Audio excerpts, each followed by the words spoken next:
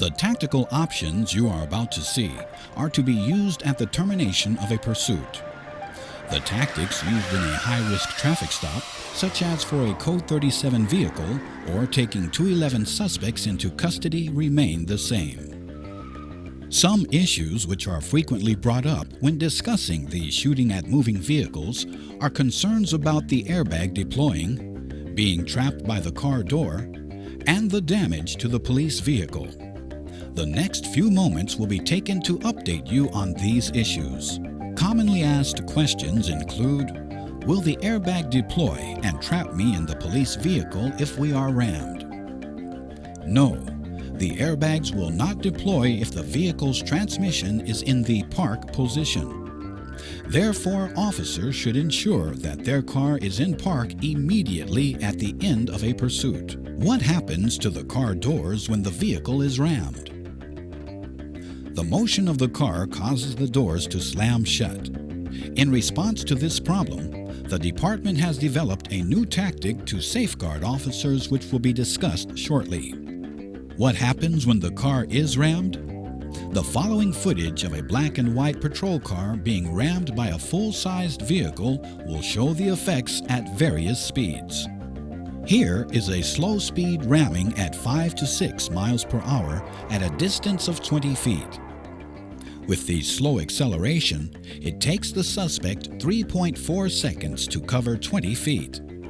The police vehicle with the transmission in park will move about 1 to 2 feet at 3.7 miles per hour and the doors will close. Here is a ramming at 12 to 15 miles per hour at a distance of 20 feet. This is about the fastest the suspect's car can go in the limited space.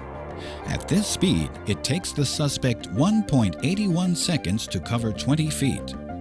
The police vehicle will move back about 10 to 11 feet at 9.7 miles per hour and the doors will slam shut. Here is the suspect's vehicle at maximum acceleration.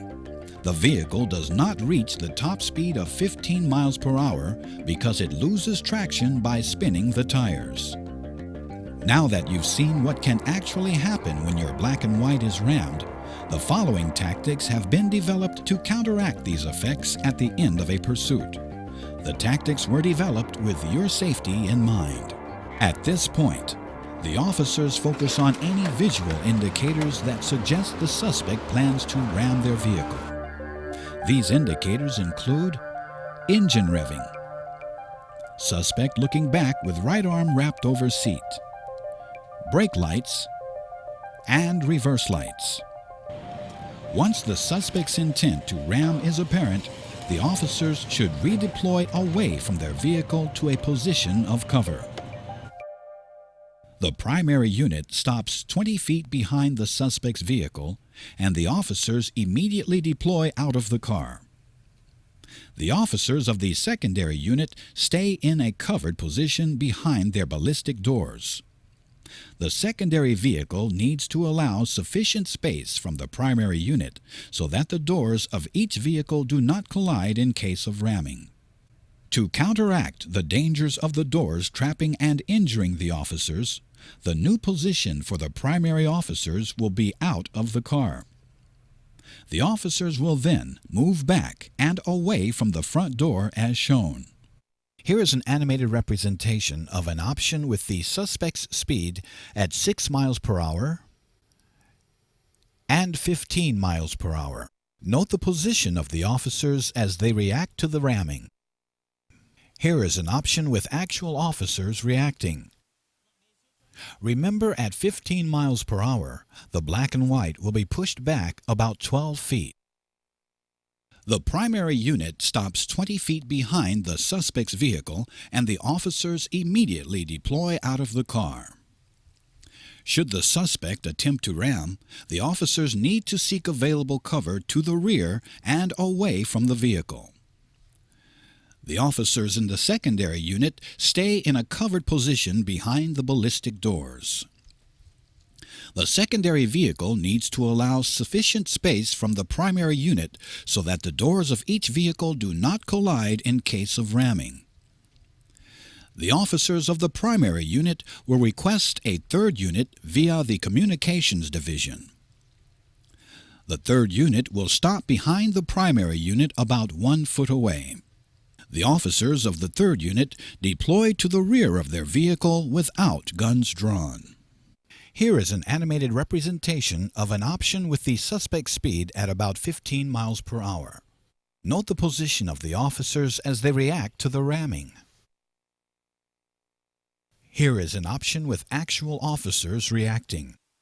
Remember, at 15 miles per hour, the black and whites will be pushed back about 3 to 4 feet. In this scenario, the primary unit stops approximately 2 feet behind the suspect's vehicle, and the officers should immediately deploy to the rear of their car.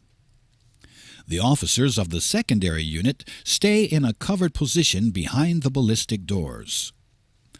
The secondary vehicle needs to allow sufficient space for the primary unit so that the doors of each vehicle do not collide in case of ramming. It is important to note that due to the short distance between the primary unit and the suspect's vehicle of approximately 2 feet, the suspect's vehicle at full throttle will only be able to push the officer's parked vehicle about 1 foot. Here is an animated representation of the option with the suspect's speed at about 5 miles per hour. Here is the option with actual officers reacting. Note, at such a short distance, the suspect's vehicle will not be able to reach full speed and only moves the vehicle about 1 foot. The shooting at a moving vehicle is rarely effective and places the officers and the public in harm's way. These new tactical options have been proven to be effective alternatives. By applying these new tactics, you will remain in a position of advantage while maintaining a greater level of officer safety. Remember, this training was developed with your safety in mind and the reverence for human life.